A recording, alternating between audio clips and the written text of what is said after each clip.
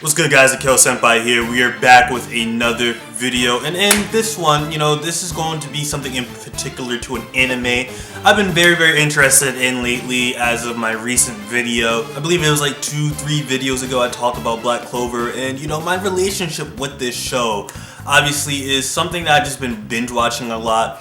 I kind of came late into the party.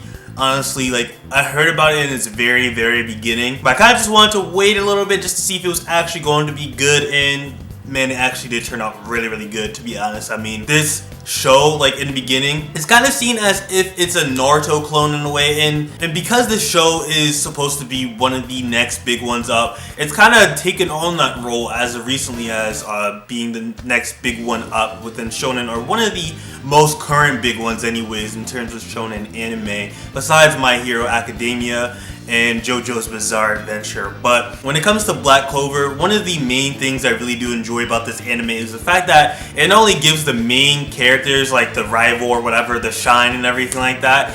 Black Clover does a very good job at, giving the equal amount of spotlight on each antagonist, or even a lot of the side characters as well. I mean, Noelle is definitely one of the most useful, I'd say, female side characters within shonen anime, it seems. And there's so many other different people that you wouldn't have expected to be so amazing in the beginning, or you just wouldn't have expected to like them so much in the beginning. I mean, Captain Yami is literally one of the most OP, but one of the most lit captains, or I guess senseis within an anime shonen or anything like that. And honestly, I kind of talked about that within the last video. The last video I talked about Black Clover, but in this one, you guys see the title, you guys know what's up. 5 things or 5 questions that we need answered within Black Clover. Now, the reason why I'm making this video is obviously because Black Clover, although it is very popular, is definitely one of the best shonen anime on right now.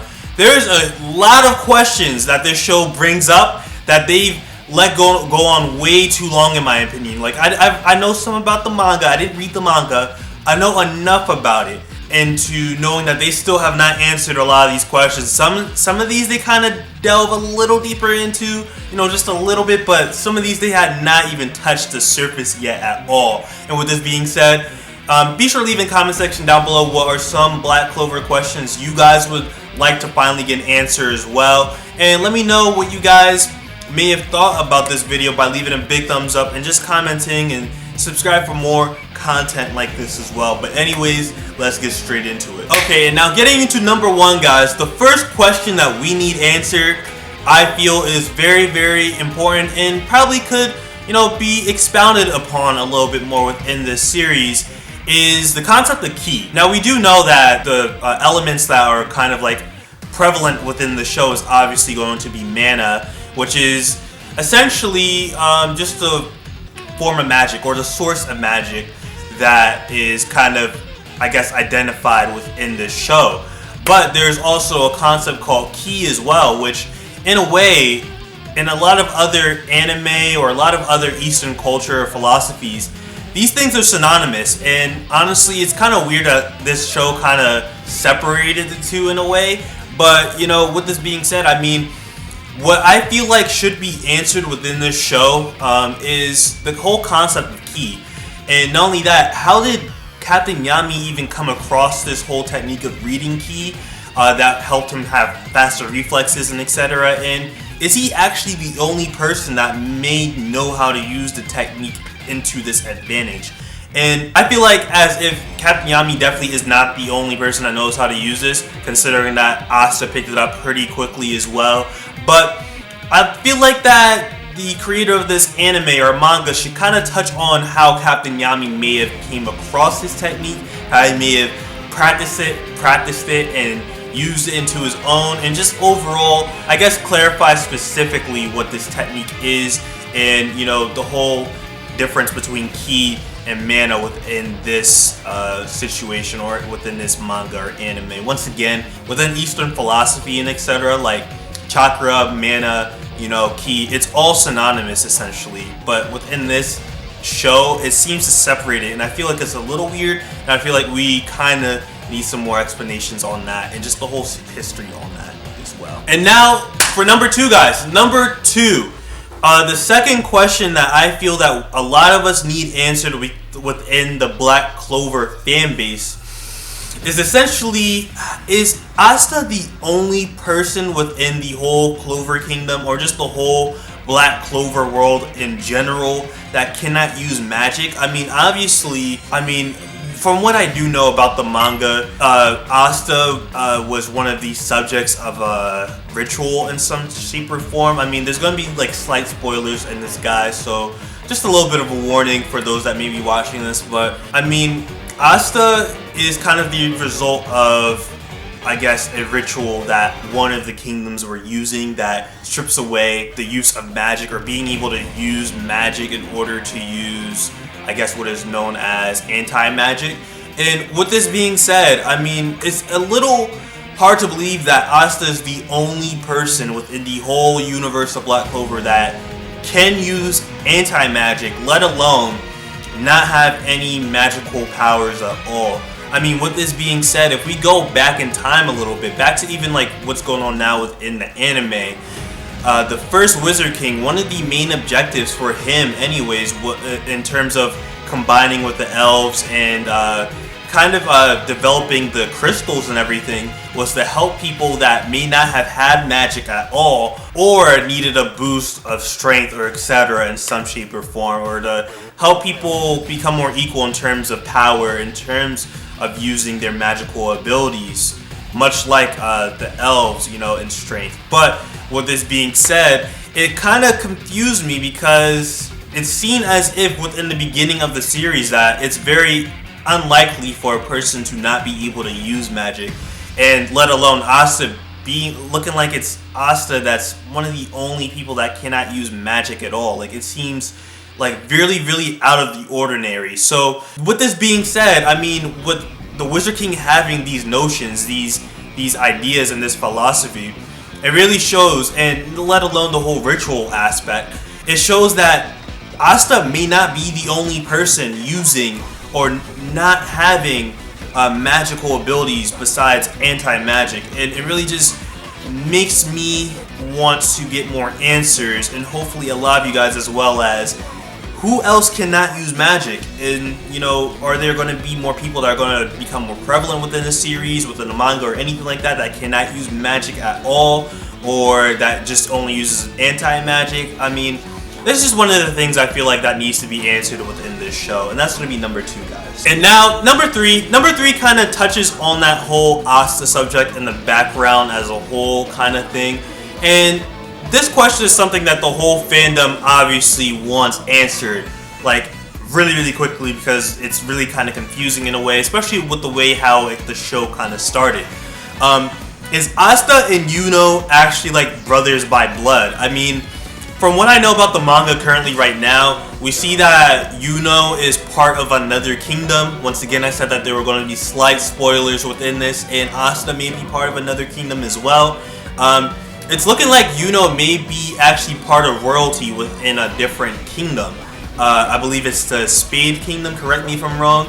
I'm still kind of once again, I didn't read the manga, I just know certain bits and pieces of it. And, you know, I think Hasta may be from the same kingdom as well, because this is the kingdom that I believe was holding the rituals to, you know, strip people away from the ability to be able to use magical powers and stuff, etc.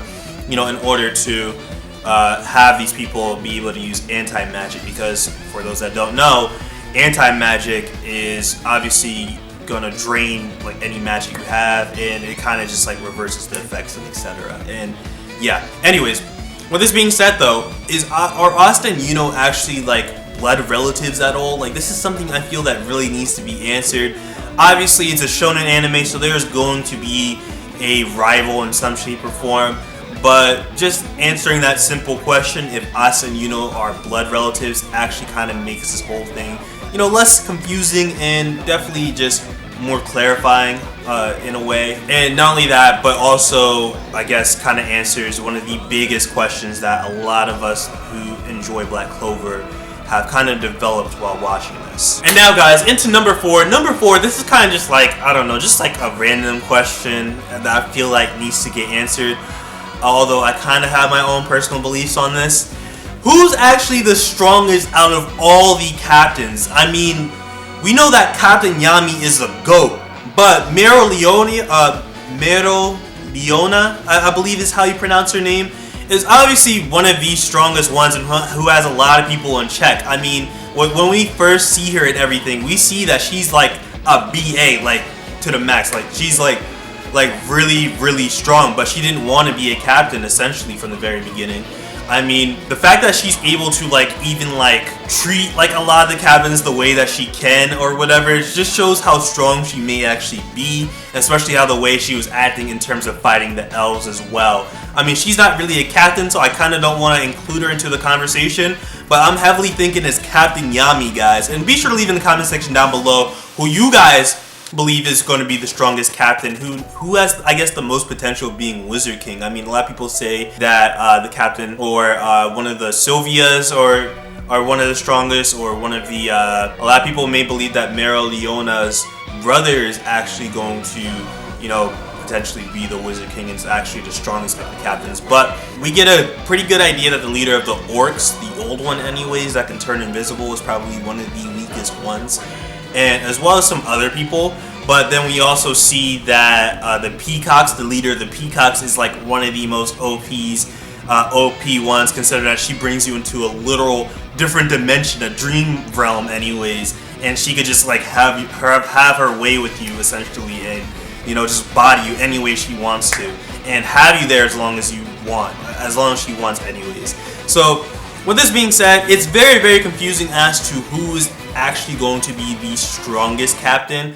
And Captain Julius made it seem like he was one of the strongest within his time, but we don't even get to hear about the other captains within that era as well. But for me personally, I feel like the strongest captain is definitely going to be Captain Yami, since he is definitely one of the most GOAT captains there is within this show. So for those that have different opinions on that, be sure to leave a comment down below and explain your reason as to why. Okay guys, now getting into the last question. Question number 5 is going to be, how exactly or where exactly is the Clover Kingdom and the other kingdoms actually set in terms of, I guess, regional geography within the real world? Because it's obviously heavily obvious that there's a lot of French influences within the Clover Kingdom, considering the names, a lot of the spells names, and etc. I mean, Gauche's name literally means left in French, and there's like so many other, like, Licht is actually light in Dutch, and the first Wizard King's name was literally light in French as well, concerning his name is Lumiere and everything.